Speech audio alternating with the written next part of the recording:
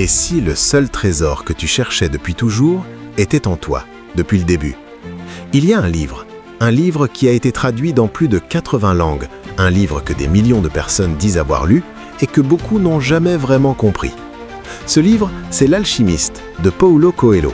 Et aujourd'hui, je ne vais pas te faire un simple résumé. Je vais te montrer pourquoi ce berger andalou a tout abandonné et pourquoi tu devrais peut-être faire pareil. Santiago est un berger, un simple garçon d'Andalousie, en Espagne. Il a des brebis, un peu d'argent et une vie correcte. Pas malheureuse, juste correcte. Mais une nuit, il fait un rêve. 2 fois le même rêve. Un enfant lui dit qu'un trésor l'attend au pied des pyramides d'Égypte. La plupart des gens ignorent leur rêve. Santiago, lui, décide de tout quitter. Il vend son troupeau, il traverse l'Espagne, prend un bateau pour le Maroc. Et là, dès le premier jour, il se fait voler tout son argent. 0. Perdu. Seul dans une ville étrangère dont il ne parle même pas la langue. Ici, beaucoup auraient fait demi-tour. Santiago, non. Il travaille chez un marchand de cristaux, des mois passent. Il transforme cette boutique, qui périclitait, en véritable succès. Il aurait pu rester là, confortable, sûr. Mais la voix intérieure, l'âme du monde, comme l'appelle Coelho, ne le laisse pas en repos. Il repart. Il traverse le désert du Sahara avec une caravane. Il rencontre une femme, Fatima, dont il tombe amoureux. Il rencontre l'alchimiste, un vieillard mystérieux qui ne lui donnera aucune réponse directe, mais qui lui apprendra à écouter son cœur. Ensemble, ils traversent des tribus en guerre, des dangers, des nuits où la mort rôde. Et Santiago finit par atteindre les pyramides. Il creuse. Il ne trouve rien.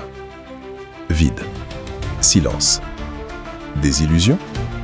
Jusqu'à ce qu'un étranger, ironiquement, lui révèle où se trouve réellement le trésor. Pas en Égypte, là où tout avait commencé. En Espagne, dans la même église où Santiago dormait enfant et où il avait fait ce rêve pour la première fois. Maintenant, tu te dis peut-être, c'est joli comme histoire, mais pourquoi ce livre a changé des millions de vies? Parce que l'alchimiste n'est pas une histoire de trésor, c'est une carte pour comprendre ta propre vie. Coelho parle de ce qu'il appelle la légende personnelle, cette mission unique que chaque être humain porte en lui, ce rêve profond que tu ressens depuis longtemps, mais que tu n'oses pas suivre. Et le message est brutal, si tu ne le suis pas, tu mourras à petit feu, confortable et regrettant. Le voyage de Santiago, c'est ton voyage. Les brebis qu'il vend, ce sont tes habitudes rassurantes. Le Maroc inconnu, c'est l'inconfort de tout nouveau départ. Le marchand de cristaux, c'est le piège du « c'est déjà bien ce que j'ai ». Et l'alchimiste, c'est cette sagesse intérieure que tu as, mais que tu n'écoutes presque jamais. Quand tu veux vraiment quelque chose, tout l'univers conspire à te permettre de réaliser ton désir. Paulo Coelho. Cette phrase, souvent moquée ou réduite à un cliché de développement personnel, elle dit en réalité quelque chose de précis. Quand tu t'alignes avec ce que tu es vraiment, les obstacles ne disparaissent pas, mais tu trouves les ressources pour les traverser. Et le trésor trouvé au point de départ, ce n'est pas un échec du voyage, c'est la transformation elle-même.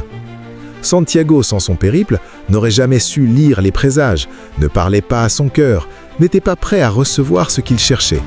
Le voyage était le trésor. Ta légende personnelle ne mourra jamais, elle t'attend. Mais l'univers ne viendra pas frapper à ta porte. C'est toi qui dois vendre tes brebis, traverser ton désert, accepter de te perdre pour mieux te trouver. La vraie question n'est pas « est-ce que j'ai du talent ?» ou « est-ce que j'ai les moyens ?» La vraie question est « est-ce que j'ai le courage de commencer ?» 1. Identifie ton rêve répété.